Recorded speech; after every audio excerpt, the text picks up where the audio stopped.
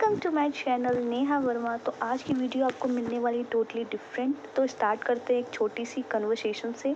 दो लड़कियां हैं, रिया एंड सौम्या। तो उन दोनों की चैटिंग स्टार्ट होती है। सौम्या बोलती है हेलो कैसी हो, तो रिया ने जवाब हेलो, अच्छे हैं, तुम बताओ। हम भी ठीक है and congratulation dear. Thank you, लेकिन तुम्हें किसने बताया कि मेरी जॉब लग गई? यार पता तो चल ही जाता है। अच्छा, तो चलो कभी घूम जाओ यार। बिल्कुल आएंगे। और बताओ यार, इतनी मेहनत कैसे कर लेती हो तुम? बस यार पढ़ने की इच्छा है। कैसे यार, हमसे तो बिल्कुल नहीं पढ़ा जाता। बस यार बाबा साहब के फैन जो हैं। उनकी फैन हो? लोअर कास्ट से हो क्या? क्या ही कहूँ, काफी अच्छी सोच है तुम्हारी। क्या आपकी थिंकिंग भी ऐसी है? मैं बेट लगा के बोल सकती हूँ कि 90% लोगों ने उसको सही समझा होगा।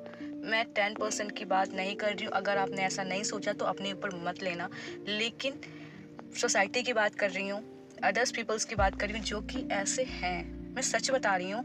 अगर किसी के सामने ये कह दो ना कि हाँ मेरे फेवरेट बाबा साहब हैं, तो इंडिकेट यही करता है कि आप लो कास्ट से बिलोंग करते हो। इवन अगर आप लो कास्ट से बिलोंग नहीं कर रहे हो, रियल की बात कर रही हूँ, आप किसी के सामने यूँ बोल के देखो कि हाँ मुझे बाबा साहब की ये बात अच्छी लगती है, 2-4 गुणगान तो कर दो, तो एकदम से लगे कि ये पक्का लो कास्ट का है, तभी उनको बहुत वैल्यू दे रहा है। Are you agree with me? ज़रूर बताइए कि आप मुझसे एग्री करते हो इस बात से कि नहीं। मैं 90% लोग की बात कर रही हूँ। अगर आप 10% में हो तो अपने आप को 10% में ही रखना।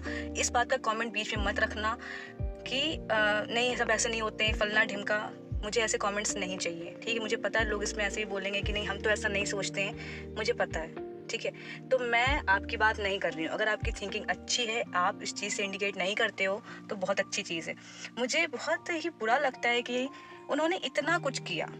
लोग सिर्फ और सिर्फ क्या देखते हैं कि उन्होंने सिर्फ लो कास्ट के लिए ही काम किया है, specially for the girls, women's, आपके लिए। यार जो आज आप बात बात पे अपने हक की बात कर रही हो, हर जगह पे अपनी राइट्स की बात करते हो ना, वो किसकी देन है ये आप भूल जाती हो। जो मैंने अभी कमेंट्स देखे, सॉरी चैट, तो उसमें वो लड़की का ही रिप्लाई है और इतनी गुस्सा आती है कि अगर आप ऐसे पढ़े लिखे अनपढ़ गवार हो ना, तो फिर इससे बेटर है कि आप पढ़ाई छोड़ दो। यार जिनकी वजह से आज आप राज कर पा रही हो, जिनकी वजह से अपनी हक की बात कर पा रही हो, अपनी फ्रीडम को एंजॉय कर पा रही हो। लड़कियों की भी लाइफ होती है, मैं लाइफ की बात कर रही हूँ, ठीक है? जन्म तो हर कोई लेता है, लड़कियों की भी जिंदगी होती है। ये चीज़ किसने सिखाया? किसने आपको ये हक दिया? यार जिन्होंने आपके लिए किया उसी को आप बस अपनी ही चीज़ों को ना जानो और ये बोलो कि उन्होंने तो बस इनके लिए काम किया। अरे कम से कम चीज़ों को पढ़ो, चीज़ों को जानो, तब किसी के बारे में कुछ बोलो। कम से कम उस लड़की से यही पूछ लिया होता कि आपके आइडियल बाबा साहब हैं तो क्यों हैं? नहीं बस डायरेक्ट अपना कमेंटमेंट दे देना है, अच्छा इसलिए होगी, लो कास्ट से होगी, फल्ला ढिमका। यार क्या है, लोअर कास्ट के पीपल होते हैं वो तो दिल से एक्सेप्ट करते हैं यार कि हमारे तो गॉड हैं बाबा साहब, नो डाउट, ठीक है? लेकिन मैं तो यूं कहती हूँ कि एक एक लड़की को, एक एक औरतों को बाबा साहब की पूजा करनी चाहिए। जो इतनी फ्रीडम के साथ लाइफ मिली है ना, सिर्फ और सिर्फ उनकी वजह से मिली है। जो हम मंदिरों में जाके भगवानों की पूजा करते हैं, हम ये नहीं कह रहे हैं कि आप वो पूजा छोड़ दो, उसके बिल्कुल करो, जहाँ मन की शांति मिले बेशक करो। लेकिन क्या आप में से किसी ने भी एक भी भगवान को देखा है कि हाँ ये भगवान आए और हमारे लिए ये काम किया? बताइए, नहीं देखा। ठीक है, मन की शांति है, हमें विश्वास है कि वो गॉड हमारे लिए कुछ करेंगे, इस विश्वास पे हम पूजा करते हैं। हमें डर लगता है, हम भगवान का नाम लेते हैं, बेशक करो, मैं मना नहीं कर रही हूँ। लेकिन उनको क्यों भूल जाना यार, जो हमारे लिए सच में करके गए हैं, जिन्होंने हमारी जिंदगी बना दी। वो जाने से पहले इतना कुछ कर गए कि हम लाइफ टाइम उनको याद करें।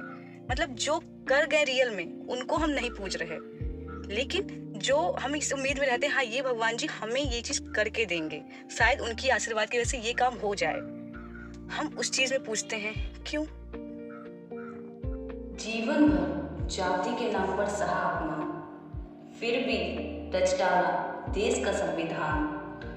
पूरी दुनिया के लिए पथ प्रदर्शक बाबा साहब को मेरा कोटि कोटि प्रणाम। मत में लिखे गए अंधेरे थे, महू में आजादी के पलते सवेरे थे। भीम को ना करो कैद किसी चौखट में, वो जितने तेरे थे उतने ही मेरे थे। लोग बहुत आसानी के साथ तो बोल जाते हैं कि उन्होंने सिर्फ और सिर्फ दलित वर्गों के लिए काम किया।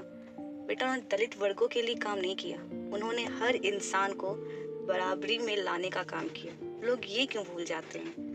क्या वो इंसान नहीं है क्या? उनका हक नहीं था जीने का? उन्होंने उस चीज पे काम किया कि सबको बराबरी का हक मिले। इसीलिए जब बात औरतों की आई तो उन्होंने वहां पे भी काम किया कि औरतें भी कम नहीं है, उनको भी अपना हक मिलना चाहिए। जहां बहुत सारे देशों में वोटिंग के लिए संघर्ष कर रही थी औरतें, वहीं पे अपने देश में, हमारे भारत देश में संविधान लागू होते ही औरतों को वोटिंग राइट्स मिला। उनको इतनी आसानी से लोग बस एक ही चीज से इंडिकेट करते हैं कि उन्होंने जो काम किया है वो सिर्फ और सिर्फ दलित वर्गों के लिए किया। नहीं, जब हमारा संविधान बना था ना, तो उन्होंने सिर्फ और सिर्फ ये नहीं कि पहले उन्होंने इतनी सारी चीजों को बढ़ा, पूरे विश्व में सारे देशों के उन्होंने संविधान को देखा, पढ़ा, जाना, और जिस भी देश से जो भी अच्छी चीजें मिली वो चीजें आके हमारे संविधान में लिखी गई।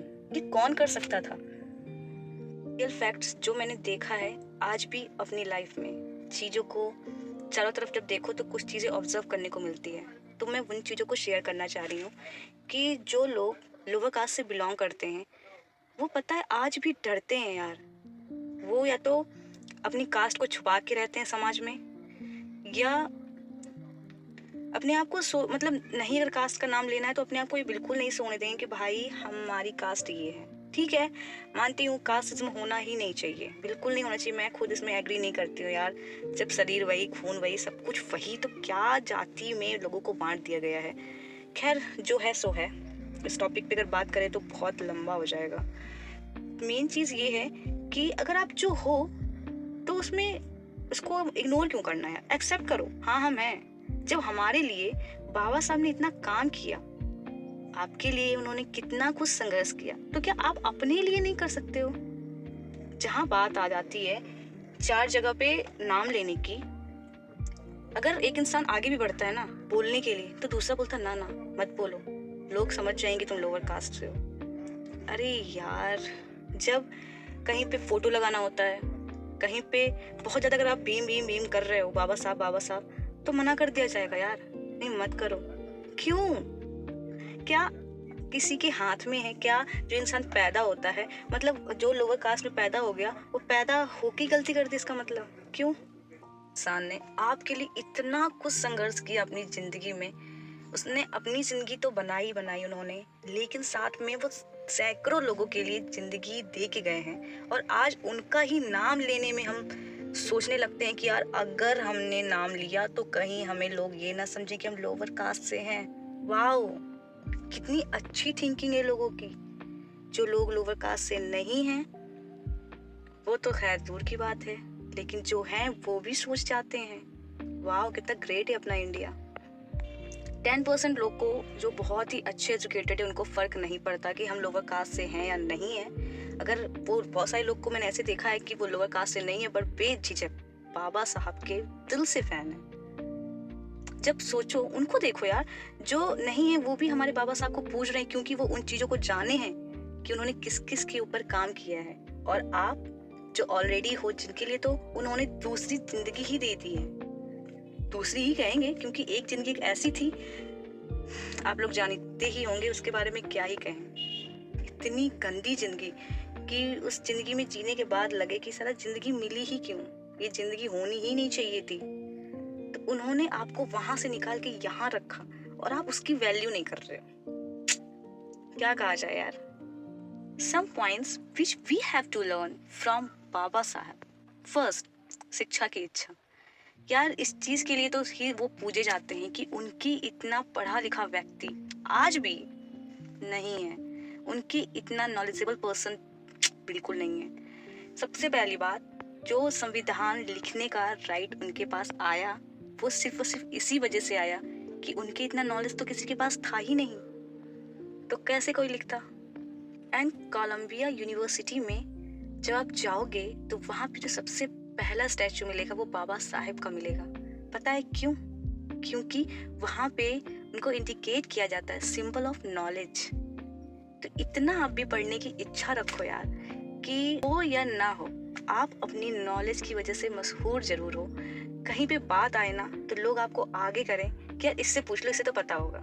लोग आपकी नौकरी, आपके पैसे, इसकी वजह तो मशहूर होते ही हैं, लेकिन नॉलेज बहुत मैटर करती है। तो उम्र कुछ भी हो, आप 50 साल के हो, 60 साल के हो या 2 साल के हो, कोई सी भी उम्र है, पढ़ने की इच्छा हमेशा रखना। ओके। Second, confident. अपनी लाइफ में आपको कॉन्फिडेंट का लेवल इतना अच्छा रखना चाहिए कि आपको विश्वास रहे कि हम जो बोल रहे हैं ना वो सही बोल रहे हैं। कई बार क्या होता है कि हम सही होते हुए भी अपने ऊपर कॉन्फिडेंस ही नहीं होता हमें कि हम सही हैं कि नहीं, यार इस बात को नहीं बोलना चाहिए।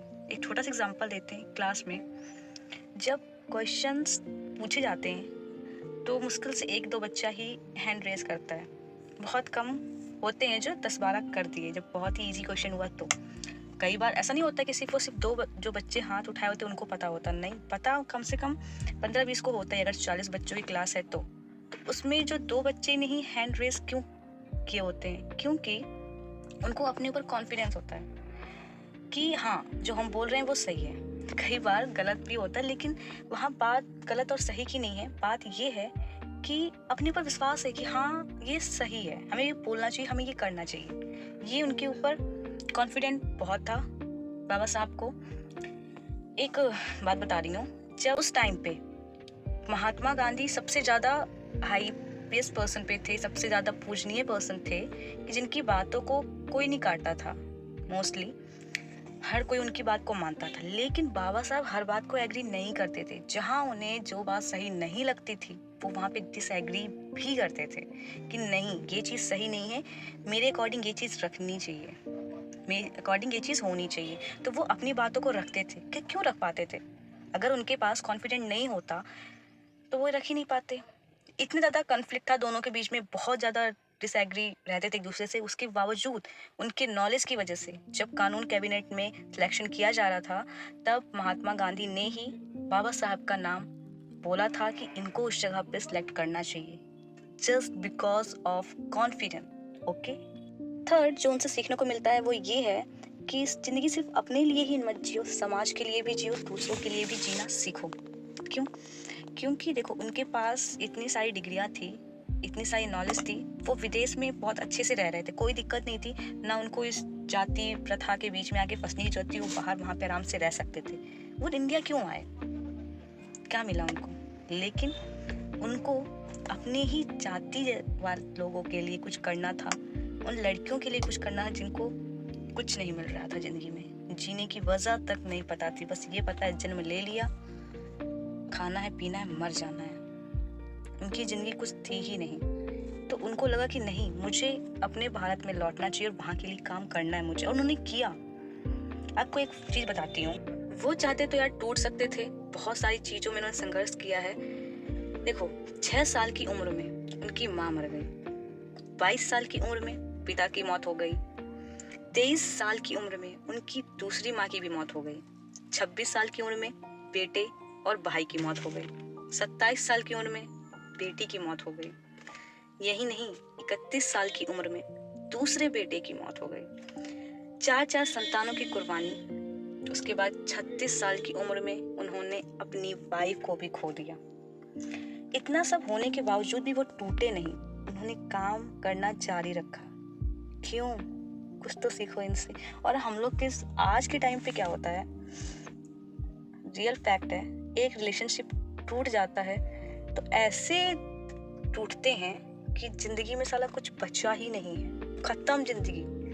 मतलब जो लोग हमारे लिए इतना कुछ किया उनके बारे में भी सोचना भूल जाते हैं, मम्मी पापा भाई बहन। ऐसा लगता है कि जिंदगी में कुछ है ही नहीं। यार जिस इंसान ने इतने सारे अपनों को खोया उसके बावजूद वो समाज का सोच रहे, अपना छोड़ो, हम तो अपने बारे में ही सोचना भूल जाते हैं कि हमने खाना खाया, हमें जीना कैसे है, हमें रहना कैसे है। तो बहुत ही इम्पोर्टेंट पॉइंट है कि अपने लिए ही नहीं समाज के लिए जीना सीखो। फोर्थ, जिंदगी लंबी नहीं महान होनी चाहिए, ये बाबा साहब का कहना था कि आप किसी भी कंडीशन में हो, गरीब हो, आपके पास हाथ नहीं है, आपकी एक आंख नहीं है, किसी भी कंडीशन में हो, ठीक है, बाय बर्थ आपको दिक्कत मिली और जिस कंडीशन में मिली, अगर आप उसी कंडीशन में मर गए तो आपने कुछ नहीं किया जिंदगी में। आपके साथ प्रॉब्लम है, उससे आगे बढ़ो, उसी का नाम जिंदगी। अगर आप कर रहे हो, प्रॉब्लम आ रही है, उसको फेस करना सीखो, उसके आगे बढ़ना सीखो। बाबा साहब चाहे तो उसी गरीबी में मर सकते थे, लेकिन नहीं, उन्होंने अपने लिए भी ज़िंदगी बनाई और साथ ही साथ दूसरों के लिए भी जीने का रास्ता दिखा दिया। पूरा पूरा रास्ता बना के गए कि बेटा अब इस पे चलो। कुछ लोग आज भी नहीं चल पा रहे हैं उस पे, वो जहाँ हैं वहीं हैं, उनकी सोच में यही है। कोई दिमाग में घुसा डालता है कि आपको ये नहीं किया जाता है, आप लोअर कास्ट से हो, वो नहीं करते हैं, वो उस चीज़ को नहीं छूते हैं कि हम छू देंगे तो वो चीज़ अपवित्र हो जाएगी। आज भी सहते सहते जो मर जाते हैं ना, उनकी अगली पीढ़ियां भी गुलाम रहती हैं, लेकिन जुल्म से लड़ते लड़ते मरते हैं। उनकी शहादत पीढ़ियों के अंदर भी तूफान रहता है, क्योंकि आप एक लेसन छोड़ के जाते हो अपनी आने वाली पीढ़ी के लिए कि हमने कितनी लड़ाइयाँ की। तो आपको हार नहीं मानना है, क्योंकि ये चीज़ तो छोटे से ही बच्चों को सिखाया जाता है यार कि हमें इस तरीके से ही रहना है। लेकिन अगर हमारे घर में उस चीज़ के फाइटर हैं तो वो हमें यही सिखाएंगे कि आपको जुल्म नहीं सहना है, आपको आगे बढ़ना है और करना है, आपका हक है, तो आपको वो किसी भी तरीके से लड़ के मर के लेना है तो लेना है। There are lots of points which we have to learn. तो वीडियो बहुत ज़्यादा लंबी हो जाएगी, तो इसलिए नेक्स्ट वीडियो बनाऊंगी। अगर आप लोगों ने इसमें बहुत ही अच्छा सपोर्ट किया तो प्लीज़ अपना प्यार, अपना सपोर्ट इस वीडियो में दिखाइए। इवन जिन्होंने मेरे चैनल को सब्सक्राइब नहीं किया है, प्लीज़ सब्सक्राइब कीजिए, लाइक कीजिए and don't forget to share my video. Okay, कैसे बनेगा कुछ डायरेक्शन समझ में नहीं आ रहा। फ़ोन को यहाँ रखूँ, कहाँ रखूँ? घर में ऐसी जगह नहीं है जहाँ पे फ़ोन को सही तरीके से रख के। दूसरी चीज़ कि इतनी नॉइज़, कभी पापा बोल दें, कहीं मम्मी, कहीं बहन, कोई ना कोई खटपट, तो मुझे कुछ भी समझ में नहीं आ रहा मैं वीडियो कहाँ बनाऊँ। मुझे इतने इंपॉर्टेंट टॉपिक पे वीडियो बनाना है और मुझे जगह नहीं मिल रही है। कहाँ से बनाऊँ यार? इधर ऐसे ये सही आ रहा है, लेकिन ऐसे मैं रिकॉर्ड कैसे कर सकती हूँ? So much and bye bye. मिलते हैं नेक्स्ट वीडियो में कुछ इंटरेस्टिंग वीडियो के साथ में। मेरी वीडियोस जो रहती हैं कुछ होम रूटीन पे रहती हैं, कुछ मेरी डेली बेसिस में रहती हैं, और ये फर्स्ट वीडियो थी जो कि I want to share with my heart. मुझे इस टॉपिक पे वीडियो बनाना था तो मैंने बनाया, क्योंकि मैंने ये चीज़ बहुत जगह देखी, बहुत चीज़ों को सुना, फेस किया कि लोग उनको सिर्फ और सिर्फ एक लोअर कास्ट तक ही सीमित रखे हुए हैं। So don't do this, please चीज़ों को पढ़ो, अपने आप को थोड़ा अपग्रेड करो। उन्होंने सिर्फ और सिर्फ एक ही चीज़ पे काम नहीं किया है। ओके, तब तक के लिए बाय बाय।